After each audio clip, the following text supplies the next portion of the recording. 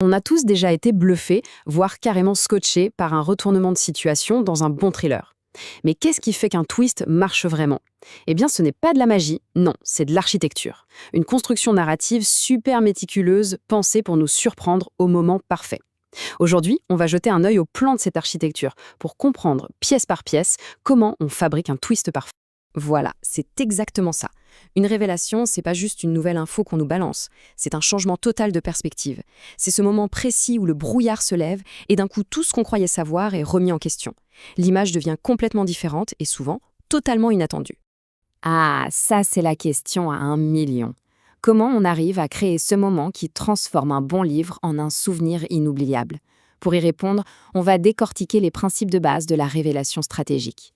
Et on va commencer par les fondations de tout bon édifice, le timing. Tout part de la fondation, le quand. Une révélation qui arrive trop tôt et paf, la surprise est gâchée. Si elle arrive trop tard, le lecteur est frustré ou pire, il avait déjà tout deviné depuis 3 chapitres. Trouver cet instant parfait, c'est vraiment le nerf de la guerre. Et ce moment, très précis, il a un nom. C'est le point de révélation optimal. Et attention, ce n'est pas une question de chance, non. Il est défini par des conditions très claires qui garantissent que l'impact de la révélation sera le plus fort possible. Alors, quelles sont ces conditions? D'abord, il faut avoir donné assez d'éléments pour que la révélation ne tombe pas comme un cheveu sur la soupe. Ensuite, il faut que la majorité des lecteurs ne l'ait pas vu venir. Si tout le monde a déjà deviné, l'effet est nul. Et enfin, le plus important, la révélation doit forcer à relire toute l'histoire avec un regard neuf, comme si on changeait de lunettes en plein milieu du livre. Et là, attention, petit point un peu contre-intuitif. L'objectif, ce n'est pas de surprendre 100% du public. En fait, la zone idéale, c'est quand environ 20 à 30% des plus attentifs ont réussi à connecter les indices. Eux, ils se sentent récompensés, super intelligents.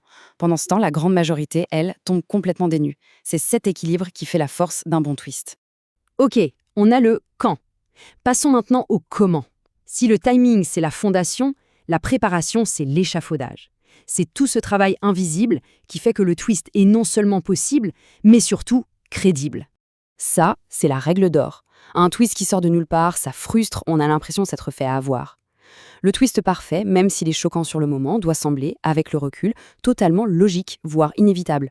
Et ça, c'est le résultat d'une préparation minutieuse où chaque indice a été placé exprès.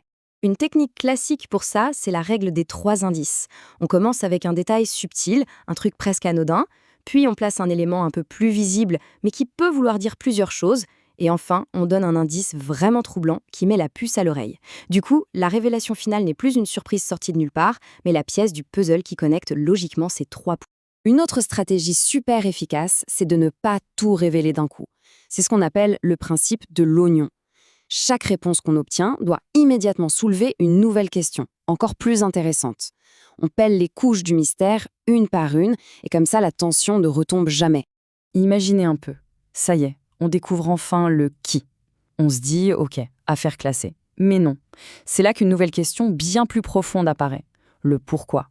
Et une fois qu'on a le mobile apparent, on peut encore creuser et découvrir que la vérité était bien plus tordue. Chaque réponse nourrit la suite du mystère. Bon, maintenant qu'on a les briques et le ciment, prenons un peu de hauteur et parlons du plan d'ensemble, la stratégie.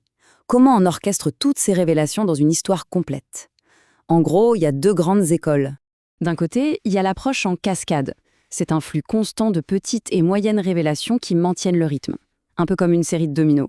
De l'autre, on a l'onde de choc. Là, on accumule l'attention au maximum avant une éruption, une révélation énorme qui change tout. La première est parfaite pour les longues enquêtes, la seconde pour les thrillers psychologiques qui retournent le cerveau.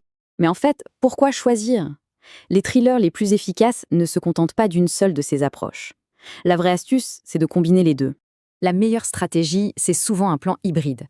On utilise un flux régulier de révélations en cascade pour que l'histoire avance et que l'intérêt ne faiblisse pas.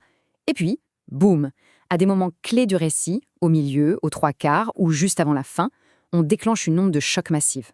C'est ce mélange qui crée un rythme captivant, avec des pics dramatiques inoubliables. Allez, on arrive à la touche finale. L'architecture est en place, il faut maintenant soigner la mise en scène. Parce que balancer l'info, ça ne suffit pas. Il faut en faire un vrai moment de théâtre, un instant suspendu pour le personnage et pour le public. Pensez à la scène. Le rythme ralentit. Chaque mot pèse. Le personnage est là. Il ouvre ce vieux journal. Il arrive à la toute dernière page. Le silence est presque total. C'est le calme juste avant la tempête. Et là, le premier élément tombe. Littéralement. Une photo. Une connexion visuelle complètement inattendue qui ouvre la boîte de Pandore. On ne comprend pas encore tout, mais on sent que quelque chose de crucial vient de se passer.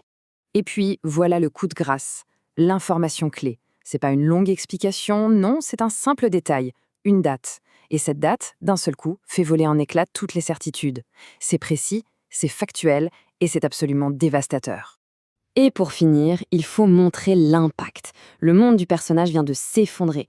Une phrase courte, comme celle-ci, suffit à transmettre ce séisme intérieur. C'est la réaction du personnage qui ancre le choc et qui rend la révélation vraiment inoubliable. Le timing, l'échafaudage, la stratégie et la mise en scène, voilà les 4 piliers. Alors, la prochaine fois qu'un twist vous laissera sans voix, essayez de regarder au-delà de la surprise. Essayez de repérer les indices, d'admirer la construction invisible. Serez-vous capable de voir l'architecture qui se cache juste sous la surface ?